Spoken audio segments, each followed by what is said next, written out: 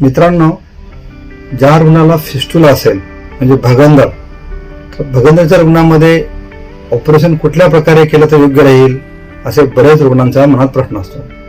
काही रुग्ण फोन विचारतात, डॉक्टर साहेब मी अमुक अमुक शहरातनं बोलतोय, मला आमच्या एका डॉक्टरने फिस्टुला सांगितलं आहे, भगंदर सांगितलं आहे, तुमचं आम्ही नाव ऐकलं आहे, तुमचा आम्हाला एकाने नंबर दिला आहे, तर साहेब तुमच्याकडे ऑपरेशन होतं का, बरं होईल तर किती खर्च येईल, या ऑपरेशनला लेझरनी करणार का शारसूत्रांनी करणार, असे बरेच प्रश्न असतात. तर मित्रांनो, जर तुम्हाला भगंदर असेल तर तो भगंदर कुठल्या प्रकारचा आहे. फिस्टुलाचे पण टाईप असतात, simple fistula, complicated fistula, Harsh fistula, compress fistula. त्याचे ग्रेड असतात, लो ॲनल, हाय ॲनल म्हणजे हाय रेक्टल, ट्रान्सपेंट्रिक, इंट्रास्पेंट्रिक.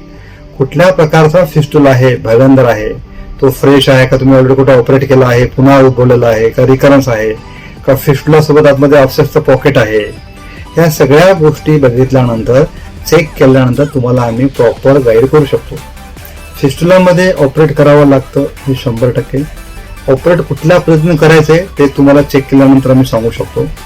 पण ऑपरेटमध्ये नॉर्मली फिस्टुलामध्ये क्षारसूत्र अतिशय उत्तम, पण आम्ही बऱ्याच रुग्णांमध्ये केवळ क्षारसूत्र न करता कंडिशन बघून संयुक्त उपचार पद्धतीने अवलंबतो. म्हणजे भगंदर खूप मोठा असेल फिस्टुला ट्रॅक, तर पार्शियल फिस्टुलोटॉमी करणे म्हणजे काही अंशात ट्रॅक काढून घेणे आणि क्षारसूत्र करणे, किंवा काही केसेसमध्ये फिस्टुलोटॉमी करणे म्हणजे जस्ट ट्रॅक ओपन करणे. काही मध्ये कम्प्लीट फिस्टुलोटॉमी करतात, कम्प्लीट ट्रॅक एक्सरसाइज करतात, डिकोडिंग करणे, कोर करून करणे, किंवा काही फिस्टुलांमध्ये लेझरचा उपयोग करतात. म्हणजे तुम्हाला कुठल्या प्रकारचा फिस्टुला आहे, तुमची काय कंडिशन आहे हे बघून उपचार केले जातात. साधारणतः गुदाच्या ठिकाणी होणारा जो आजार असतो फिस्टुला, याच्यावरती तुमचा कुठल्या प्रकारचा फिस्टुला आहे आणि तुमची काय परिस्थिती आहे, म्हणजे मेडिकली कशा आहात, या सगळ्या बाबींचा विचार करून आम्ही त्याची उपचाराची पद्धत ठरवतो. केवळ औषधांनी फिस्टुला भगंदर बरा होत नाही, तर होतो असं कोणी सांगत असेल तर तुम्ही सेकंड ओपिनियन अवश्य घ्या. हा एक आहे, भगंदरामध्ये ऑपरेट केल्यानंतर पण काही काही रुग्णांना पुन्हा होतो, सर्वांना होत नाही. रिकरन्स फिस्टुला, ते पण कॉम्प्लिकेटेड फिस्टुला असतील, कॉम्प्लेक्स, हार्शो, रिकरंट इन्फेक्शन होत असेल तर व्हायची शक्यता असते. सगळ्यांना पुन्हा पुन्हा भगंदर होत नाही, पण असं होऊ नये.